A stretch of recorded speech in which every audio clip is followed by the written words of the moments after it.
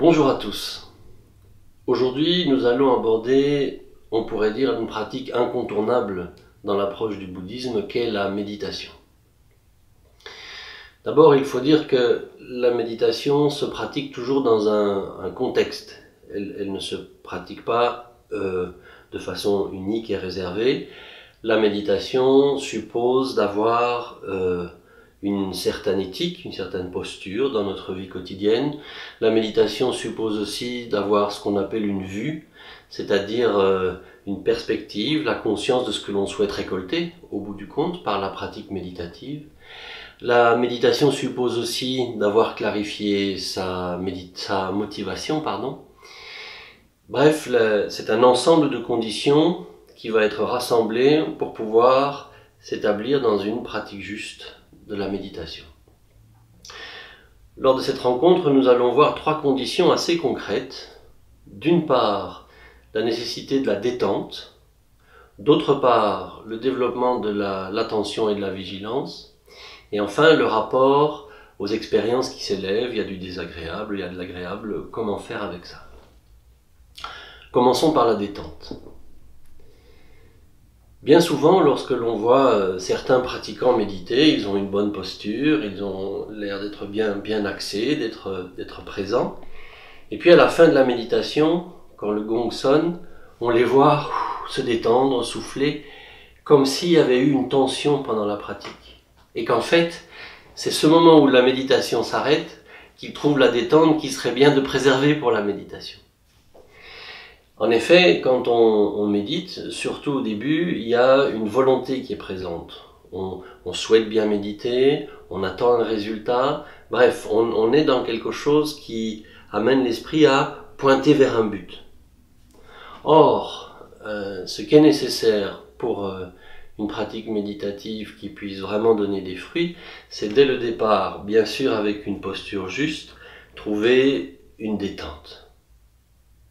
C'est pas une détente distraite du style tiens, je vais me regarder une série, ça va me faire du bien, ou je vais penser à autre chose et ça va me détendre. C'est pas de cette détente-là dont il s'agit.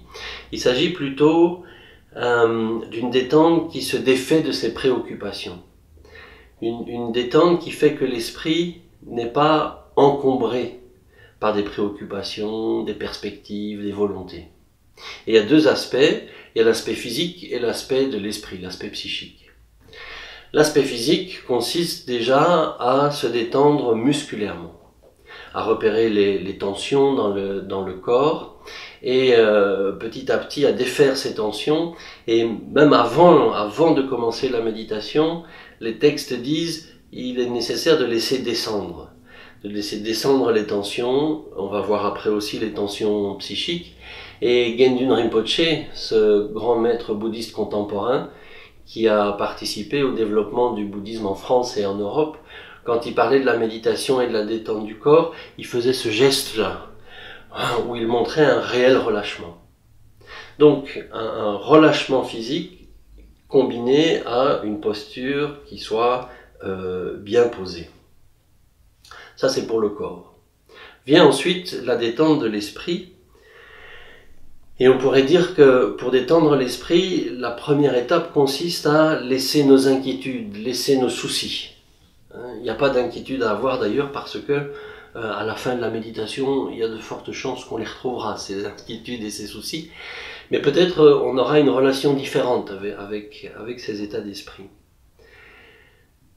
Donc, méditer suppose d'être présent à ce qui s'élève en nous. Et tant que nous nous laissons inquiéter par ce qui nous préoccupe, nous manquons de cette disponibilité nécessaire à être conscients des mouvements de l'esprit. Par exemple, tant que je suis préoccupé par mon collègue qui sans cesse m'énerve au boulot, je ne suis pas disponible pour voir ce qui s'élève. Tant que je suis en train de ressasser mes échecs et mes réussites, je ne peux pas accueillir les sensations qui prennent place. Voyez, donc la détente signifie, il y a un exemple qui est donné, c'est en fin de journée, quand tout est accompli. La vaisselle est faite, les enfants sont couchés, on se pose, et à ce moment-là, il y a un sentiment de tout est accompli. un sentiment de disponibilité qui prend place. C'est ce type de détente-là qu'il nous faut cultiver dans la méditation, même quand on médite le matin. C'est-à-dire de trouver cet état d'esprit ouvert, disponible. Et évidemment, ce n'est pas quelque chose qu'on peut trouver directement. A priori, c'est quelque chose qui vient avec l'entraînement, avec l'habitude. Petit à petit, lorsque l'on se pose en méditation, plutôt que de développer un état d'esprit un peu sérieux, un peu de volonté, on trouve cet esprit de détente et de disponibilité, prêt à être conscient de ce qui s'élève. Donc, bien sûr, le collègue va encore s'élever dans la méditation. Bien sûr, les pensées concernant les projets, concernant le passé vont prendre place. Mais la détente va nous rendre disponibles pour pouvoir en être conscient. Et à ce moment-là, un autre élément, une autre condition de la méditation est nécessaire. Ce sont l'attention et la vigilance, ce que nous verrons lors de notre prochaine rencontre. À bientôt.